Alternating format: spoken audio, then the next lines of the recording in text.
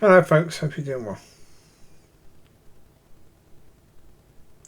Yeah, well okay, I've done the video talking about the the people that disappointed me, yes.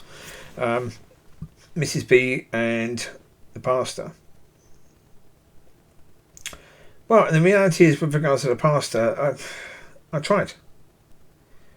I mean, it just so happened that this pastor was gone for so much time. Okay, that was nothing to do with me. I had no control over that at all. Yeah. And, I have to say, I would always be incredibly disappointed in any church if I'm the only one saying that what Alexander produced in that preaching was awful. As the other people in the church were saying that was good, I mean, for goodness sake, I'm actually really grateful I'm out of it. Because when you've got complete morons like that, who are congratulating someone on such an awful performance with regards to his message, I mean, my God, really? You lower the bar to that degree by having someone talk complete nonsense. And everyone congratulates them on a job well done. Astonishing. That to me was one of the biggest things. I mean, it wasn't so much what he said, it was the fact that people were going up and saying well done as well. It's like, come on, really? You basically just, what he said, if he had basically pulled his trousers down and done a poo in the middle of the thing and said, this is what I think of the Lord, I think people would have gone and said, oh, well done. Because basically what he produced in that message was no better than that. Not in any way, shape or form. I mean, to say that I was offended by it is an understatement.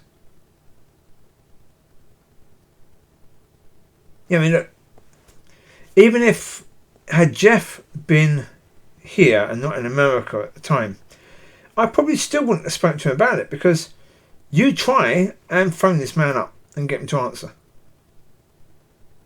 Most of the time you try to phone him, you get no answer. If you phone maybe 10 times, you might finally get an answer. Yeah? So, and again, okay, he's busy. Fine. But that's the problem with having someone who's a teacher and a pastor and a this and a that and the other. That person's going to be way too busy to ever get hold of. And that's not a good idea. That's why basically even the scriptures basically said some are chosen to be this, some are chosen to be that, some are chosen to be this and some are chosen to that. Because obviously each job is difficult. And, needs time to do it properly. Ugh. But the church don't know that. No, they're too bloody stupid to know that. Yeah. Ugh. It's just ridiculous. So I don't understand it. But yeah, I mean, put it this way. Yeah. When other people were asking him how is his wife, when his wife had the operation, I realised, no, you should be asking him how he is. Because his wife is surrounded by people asking about how she is. He's going through this as well, not just her. He's over here while his wife is in America in pain.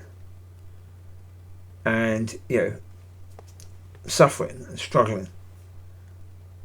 And the best he could do is maybe, FaceTime or, make a phone call. But that's all he can do because there's so much distance between them.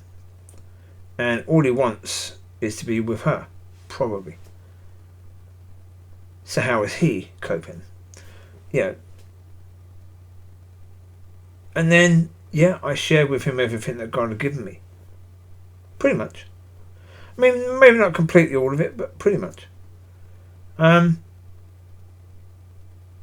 So I made an effort with him. I was very much an open book. Yeah.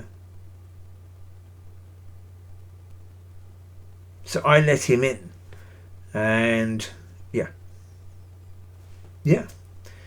He decided to use what I said about my life against me because he felt that I was attacking someone from church. Yeah, okay. Yeah. At that point in time, I should have walked away. At that point in time, I should have walked away. Well, actually, even earlier. Yeah. Yeah, I think earlier I should have walked away.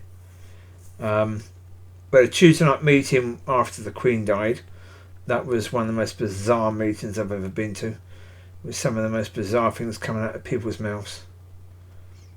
And then the Friday one, where, basically Abigail snapped at me and then tried to slag me off to Lauren. Then realised I was actually there in the room at the time, so she stopped. I'm pretty sure that on the walk to wherever they walked to afterwards, there was a bit of slaggy off. Yeah. So even at that point in time, I should really have left. Yeah. But I stayed and I said, okay, let's see. Yeah, I took a day off. That Sunday I didn't go back to church because I needed to recover. Yeah. Well, I say Tuesday was awful. Tuesday was absolutely awful. Friday was awful. So I couldn't face Sunday. And that was another speaker. That other speaker could have been good, could have been absolutely awful, but they would have told him that he was absolutely wonderful. So, yeah. Yeah. Well, as I say, I mean, certainly that walk with the pastor. Yeah, I should have.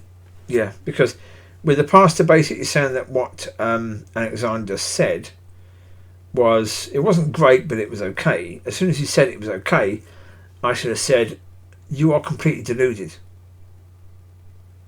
You are completely and utterly deluded. If you think that that's okay, you think the things he said is okay. And he said, yeah, but if you had listened, you would know what he meant.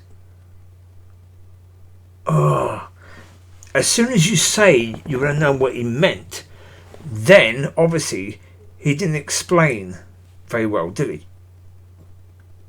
It shouldn't have been up there at all. It shouldn't have been up there. And that's the fault of the pastor. He should never have been up there. He's not ready in any way, shape or form to be up there. I've not met anyone. As I said earlier, it was the worst ministry that I've heard in 28 years. Absolutely the worst. There's nothing close to that at all. No.